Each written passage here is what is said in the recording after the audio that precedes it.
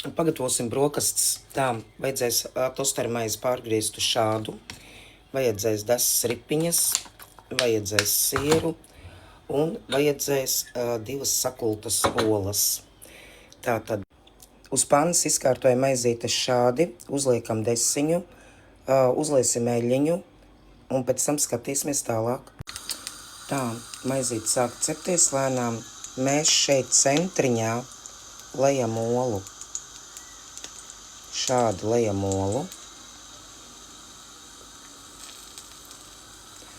To olu mēs izkliedēsim pa visu pannu. Šādi. Kamēr oliņa cepās, mēs paņemsim un uzkaisīsim. Varat ņemt arī sieru šķēles, nav obligāti jāņem rīvētais siers, es ņemu rīvēto sieru.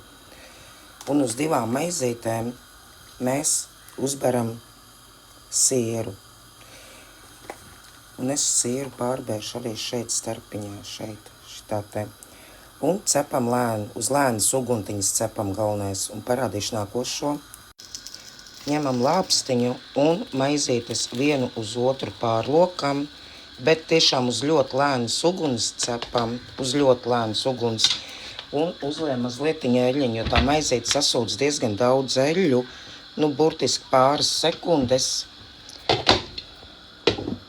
zem vāka un brokastis būs gatavs. Un lūk, šādas izskatās brokastiņas.